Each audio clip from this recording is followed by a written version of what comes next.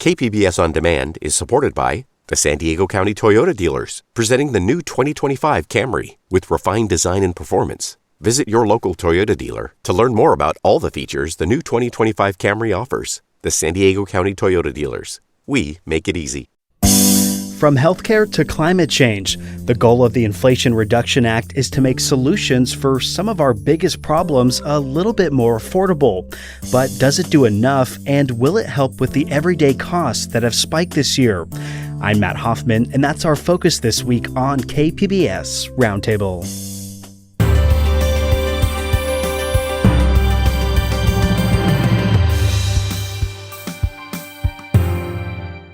KPBS On Demand is supported by the San Diego County Toyota dealers, presenting the new 2025 Camry with refined design and performance. Visit your local Toyota dealer to learn more about all the features the new 2025 Camry offers. The San Diego County Toyota dealers. We make it easy. Hello and welcome to KPBS Roundtable. I'm your host, Matt Hoffman, and our guests this week are San Diego Union Tribune columnist Michael Smolens, KPBS reporter Kitty Alvarado, and the co-host of KQED's Political Breakdown, Marisa Lagos, is here. I want to thank you all so much for joining us. We're talking about what's inside of the Inflation Reduction Act, what's not in it, and how this all might be remembered in the upcoming midterm elections. This all coincides with actions by Governor Gavin Newsom to deal with challenges to the state's water supply that have been caused by drought. Let's start with Marisa Lagos from KQED here. You know, there's a lot in here, Marisa. Historic climate investments, lowering healthcare and energy costs, to even closing some tax loopholes. It all sounds good on paper, but what are you hearing is like the biggest deal for Californians in all this? I mean, I think on the immediate level, it's going to be for folks who are either on Medicare or in the healthcare exchange through the Affordable Care Act, right? We're going to see subsidies extended. Those would have expired. That would have been a big hike for a lot of people who are already, by definition, on the lower end of the income scale. Folks on Medicare are going to have, out-of-pocket costs capped, including insulin, things like that. But more broadly, there's a longer runway for a lot of the climate stuff we're talking about, investment in drought resiliency and wildfire prevention. Certainly that $4 billion for drought is going to be big. And then I think down the road, we'll see, more sort of depending on your personal life and economics, status, whether you can, cash in on those rebates for electric vehicles, whether you are going to be maybe working for or running a business that can get some of these tax credits.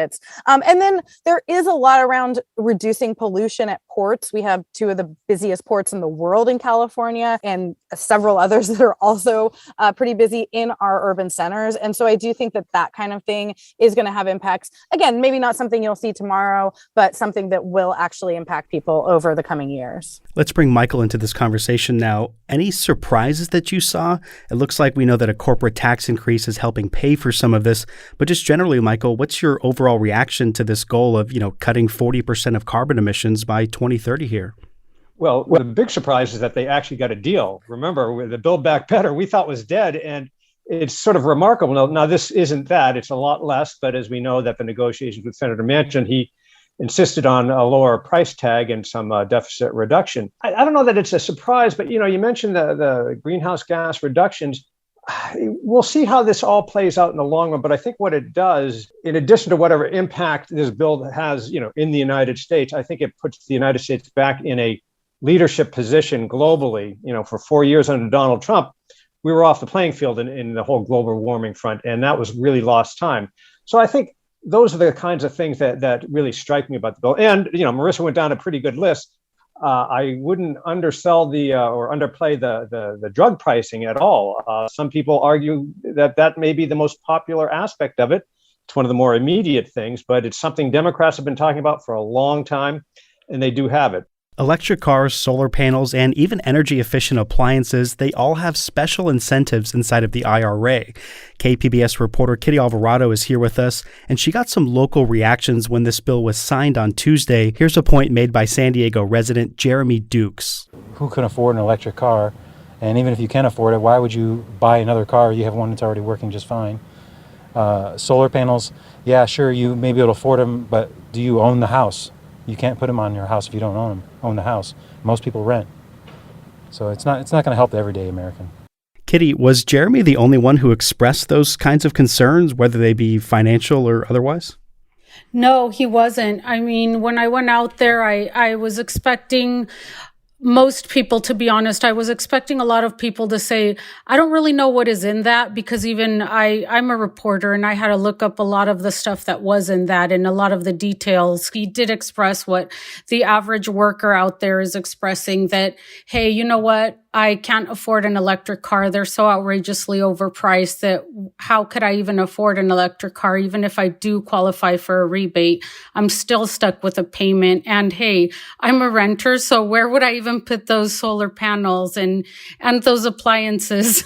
So it's kind of, it's a little laughable for those people who are working class folks who don't own a home and who can't afford those other things in that bill. It made me a little sad to speak to folks who are obviously hurting and can't even imagine themselves owning a home, to be honest. It was a little sad. Can I jump in? I just will say, I mean, I had the same thought on some of this, and then I started reading into it. And actually, one of the things the bill specifies is that this will also relate to used electric vehicles. And so I do think there are places here, appliances. I mean, when I was a renter, we actually did have to buy our own washer dryer, right? And so I think that there might be places around the margins that are more helpful than they seem on its face. Certainly, if you're talking about a brand new Tesla, that is going to be a specific type of person, but they may not even qualify for it because this does have income caps on it. So I think the way that this is actually rolled out, and whether, the government works with nonprofits and other people, service providers who actually can help people navigate these types of things, is going to be really important. And so that's something I'll be watching. Like, is that something that somebody like this listener can go and actually figure out, like, oh no, there is something in here for me. It just, is it like filing your taxes, or is it?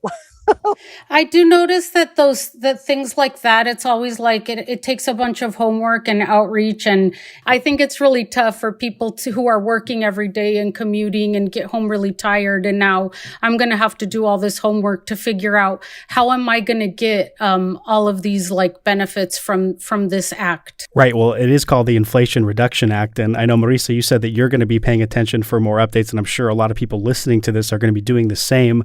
Let's bring back in Union Tribune columnist Michael Smollins here.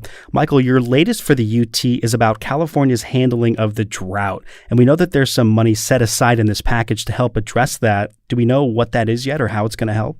Well, Marisa pointed out this particular bill has $4 billion for drought relief in the West, particularly the Colorado River, which we know is really being depleted. What is interesting is that and not really that well known, is that the infrastructure bill includes like over $8 billion for drought relief. Now, federal legislation cannot make it rain, which is really what we need. But a lot of the management concern about water has come up a lot, and experts don't think that's been handled too well, or that the infrastructure is not as good as it should be. So those are areas, and it's going to take a while. Obviously, we're talking about spending billions of dollars on big projects, but that will help. And so, in addition to finding more sources of water and hoping for rain, having the facilities and the infrastructure to help manage it better should be a real benefit as we go into a very, very difficult and scary future in terms of drought. And Michael, something that we hear from activists, an argument from them is,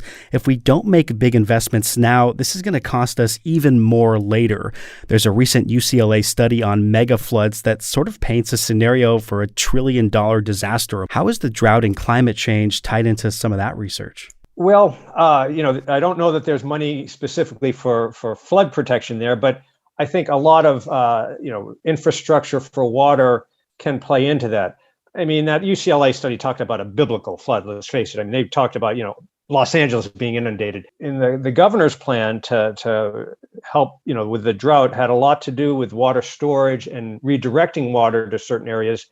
That also can be used to help flood control. So it could help, certainly around the margins in that regard. But I think that there's going to be a different attitude about trying to capture stormwater that, as we know, just washes down, sometimes torrentially, down the LA River, the San Diego River, and rivers throughout California when we do get those deluges. And we will continue to get those deluges. And Kitty, we know that you've been busy this week getting reaction from our local congressional delegation on all this. We know that healthcare is a big component of this spending plan. Democratic Congressman Scott Peters, he represents the 52nd District in California, and it includes a big chunk of San Diego's biotech community. Here's some of his thoughts. It's going to cap the amount that seniors on Medicare have to spend at the pharmacy counter at $2,000 a year. And it's going to provide a $35 a month cap for those people for insulin. That's something we wanted for a long time. And we were able to do it in a way that preserves the incentives for companies. A lot of them are in San Diego to continue to innovate in that drug space in the private sector. Again, that was Congressman Scott Peters there. And Kitty, this was one of those bills that Democrats had to push through with a party line vote. We know that local Republican Darrell Issa voted against this. What did he have to say about it? Well, I didn't really speak to Darrell Issa. I did speak with Scott Peters, and he was very adamant that the bill include that portion that you heard there, that it did include some of the incentives there for pharmaceutical companies so they wouldn't be left out. It was very interesting because I did also interview Representative Juan Vargas, and although they may seem like they represent very different constituents, they were very much in agreement on so many things. You know, they both really wanted those pharmaceutical aspects of it, as well as the prescription drug reduction, because they were saying that so many of the seniors are really struggling with the cost of prescription drugs. And it's something that no matter what side of the aisle on, they have been fighting this for so long. And that's something that everyone is going to see immediately. Well, there's an interesting backstory about Scott Peters. The drug pricing plan really came from the framework of something he had proposed. But back in September, he was reviled by a lot of people because he opposed a broader drug pricing plan, one that the leadership wanted to include in Build Back Better. Nancy Pelosi, the House Speaker, directly asked him for his vote on this, that she needed that vote, and he wouldn't do it. He took a lot of heat. Of course, he gets a lot of financial support from the pharmaceutical and biotech industry. He's been supportive of them. They've been supportive of him. And some people talked about what he was proposing as potentially being a fig leaf just to scuttle the whole thing. So it's sort of interesting that the sort of pared down plan, which is still being widely lauded, is sort of what ended up in the Inflation Reduction Act. Now it's different, a lot of the details, but that just was kind of an interesting role that he played, that some groups that were really critical of him and other Democrats who stood in the way before are lauding this new plan. KPBS On Demand is supported by the San Diego County Toyota dealers, presenting a new 2025 Tundra designed to combine performance and comfort with up to 437 horsepower and 10-speed automatic transmission. See your Toyota dealer. The San Diego County Toyota dealers. We make it easy. You're listening to KPBS Roundtable. I'm Matt Hoffman, and our guests this week are Kitty Alvarado from KPBS News, Michael Smolens from the San Diego Union Tribune, and Marisa Lagos from KQED. Let's check back in with Marisa. We know that California, they stand to get the most money from this package, being the biggest state and a huge market for EVs and solar. Proponents are also pointing to all the new jobs that will be created in these spaces, but there were some compromises that needed to be made. Marisa, anything noteworthy that you saw get left out or are hearing about? Well, I mean, as we talked about at the top, this is not Build Back Better. This is not the ambitious sort of broader agenda, domestic agenda that the president and many, particularly on the left wing of the Democratic Party, wanted to see. And so I think that, sort of writ large, I mean, there's a lot of details, including, the deal they had to make with Arizona Senator Kristen Sinema to remove this carried interest loophole, or not close it all the way. The idea that, this only caps insulin at $35 for Medicare recipients, not everybody, but childcare, the bigger sort of push for really shoring up the care economy and giving people free preschool, more help taking care of sick or young family members. None of that is in here. And so I do think that, there's some disappointment on the left from that. Although, to Michael's point right before the break, I mean, this is the definition of a compromise, right? right? Not everybody's getting what they want. And a lot of this, especially going back to this idea of, allowing Medicare to negotiate prices for the top 10 drugs, giving these subsidy expansions for the affordable care market. Those are huge wins for Democrats in themselves. As this were standalone legislation, that would be big. And so I think that, you always have to kind of look at the broader thing. I've been covering legislation and legislative bodies for a while. It is very rare that anybody gets everything they want. And Michael, we know that the health aspect of the IRA, it's largely focused on seniors who are covered under Medicare, but there's also a lot of money to extend covered California subsidies. That was a big deal, signing more people up. But one big sticking point, as Marisa mentioned, was the return of the child tax credits. Parents received that for a while during the pandemic. Are you hearing that that's one of the big omissions, or what does this mean for families? Well, it was a big disappointment, as Marisa pointed out. I think some of the key people, Senator Manchin, I think, didn't want that, and his vote was key and his negotiating role.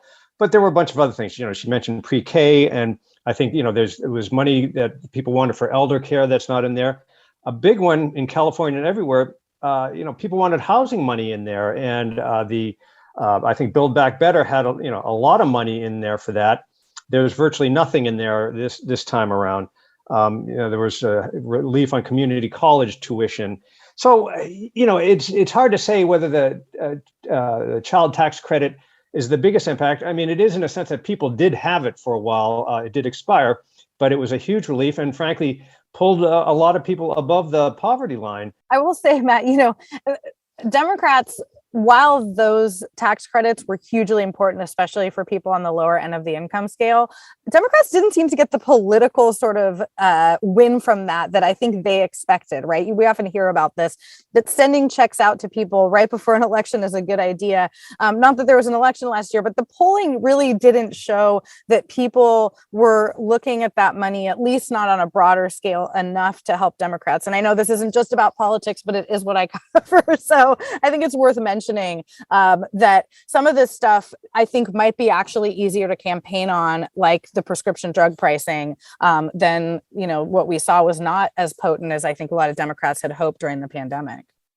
Well, and the prescription drug pricing is targeted towards seniors. Older people tend to vote in more numbers. So that's like you say, I think that's going to be a big selling point. Well, let's talk about young people. They've been some of the most vocal when it comes to climate activism. KPBS Midday Edition recently talked with Kiala Minicho. She's a 16-year-old San Diego student at Canyon Crest Academy. She's also a member of Youth for Climate. Here's some of what she had to say about all this. There's a lot of deficits that this bill has. This is hundreds of billions of dollars less than the initial ask and what we were initially promised, along with having a lot of handouts to the fossil fuel industry. And while this may be a great step forward in helping the climate crisis, I really fear for the future of my generation. And personally, I don't want to grow up in a world where climate action is too little and too late. And this one goes to Michael or Marisa. While this is the nation's biggest investment yet in climate change, it's not quite the Green New Deal, as we heard her just mention there. Is there concern that lawmakers feel like they've already gotten as far as they can go, or do you guys see anything more coming here? Well, I don't know if others would, some obviously want to go farther. They realize they couldn't. I mean, there's that, 50 votes that they needed in the Senate under certain circumstances.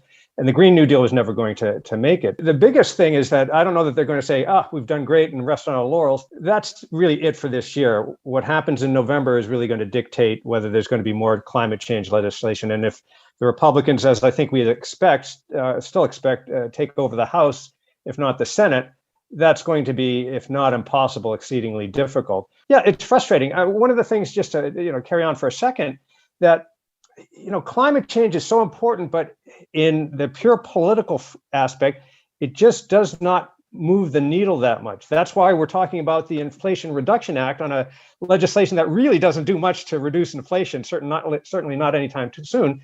It's a climate change and investment bill. That was by design, I think, to help sell that, with things like the drug prescriptions. That's not to say they put in stuff just to, for electoral purposes, but they needed to do more than just sell it on climate change, which is unfortunate because we know, we're really headed for a disaster if things don't turn around in the not too distant future. And I think we should, not underestimate how important this bill is, how much further it goes than anything our government has ever done. We're talking about getting, 40% reduction in emissions, hitting those goals that President Obama, set out at the Paris Accord, that President Trump pulled us out of. And so it is not everything that folks who supported the Green New Deal want by any means, but it is a huge deal in itself. And I think it might, instead of allowing folks to throw up their hands and say this is enough, it could give Democrats some edge in some of those tight House races. And it could, I think, sort of energize the Democratic Party if, whether it's this year or in the future, they do get back or keep control of Congress to actually go further. I mean, the bottom line here is, if there was a couple more Democrats in the Senate, this would have been a different bill, but they're stuck with Manchin and Sinema. So this is where it ended up. That's a perfect segue as we wrap up here in our remaining minutes. Let's look ahead to the future, specifically to November. We know that inflation is at the top of the list for people of issues they say are important to them. Here's Democratic Congressman Juan Vargas talking about the affordability crisis. They're right. They can't afford electric vehicles right now. Only the wealthy people can, because the price is too damn high. But with this investment of the federal government, those prices will come down and fairly quickly. And you'll see that Ford and Chevy and American manufacturers will build inexpensive electric vehicles. Kitty, that was part of some of your reporting this week, and we know that you've done plenty of stories on inflations, especially with gas prices spiking recently. What else have you been seeing out there in terms of how people are being impacted by rising expenses? It's just they're being nickel and dimed everywhere they go. At the grocery store, at the gas station, it's their electric bills everywhere they go. And I think that is just part of the larger picture. That's why they're just so done with everything. So when they hear part of the soundbite, the interview that I did with Jeremy Dukes, where he just said, this bill has a pretty name, but it's not going to do anything it says. And so I think it's just that part of the sentiment that they're just so fed up with the rising cost of everything that they're just like, we'll see. Both representatives kind of say, wait and see. It is going to do this, and it's it's a really great bill, and you'll see. And then Jeremy says, well, that's just the whole point. I don't have time to wait. I'm desperate now. I really can't afford really even to feed my family half the time. So it's, that's just the point. People can't wait. And if it's going to take a long time to see a lot of the progress in this bill, I think that's part of the frustration.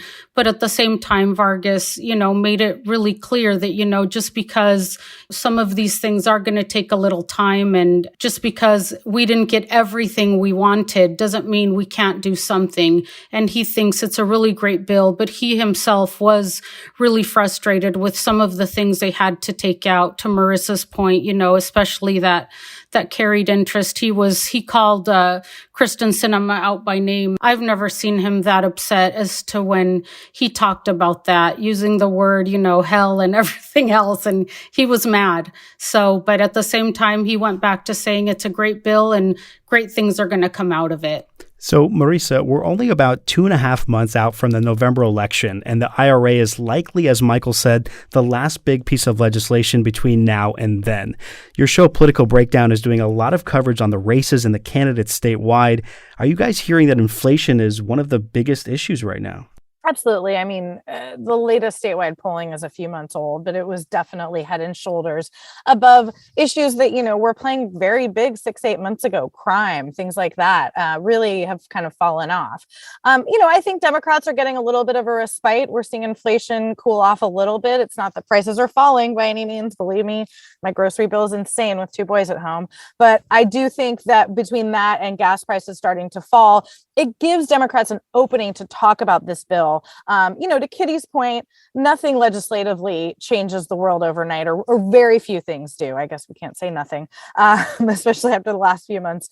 But I think when you look at this bill, when you look at the other accomplishments of the Biden administration, which, again, I think it's been such a bizarre few years, it's hard to remember. But, the infrastructure bill, the Recovery Act, I think these are some of the biggest investments we've seen the government make since FDR, right? So there is something for Democrats to campaign on. I think the question is whether voters can hear it when they are still having these very real day-to-day challenges. And so that is going to be the task. And Republicans are, of course, going to be out there going after them, saying that, despite any of this, people are still hurting. It's hard right now. It's hard after the last 6 years to ever make any predictions. But I do think that we'll have a better sense in the coming weeks and days whether inflation is the only thing, or if some of these other issues, abortion, gun rights, are also energizing voters on the left. It remains to be seen. And final question here will go to you, Michael.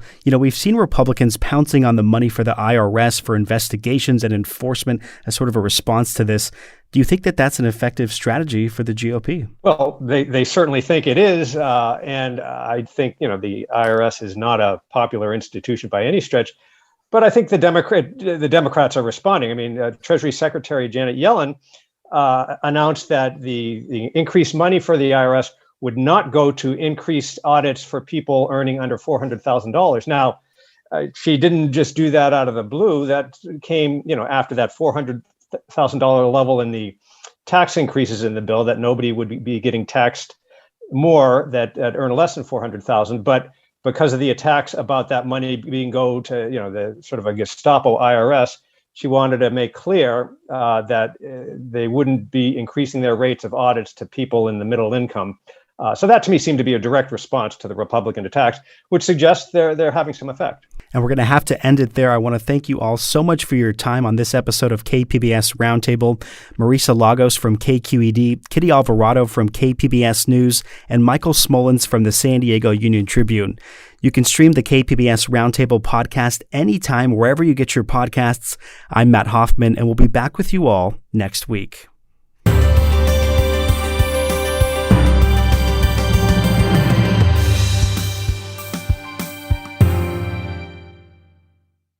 KPBS On Demand is supported by the San Diego County Toyota dealers, presenting the new 2025 Camry with refined design and performance. Visit your local Toyota dealer to learn more about all the features the new 2025 Camry offers. The San Diego County Toyota dealers. We make it easy.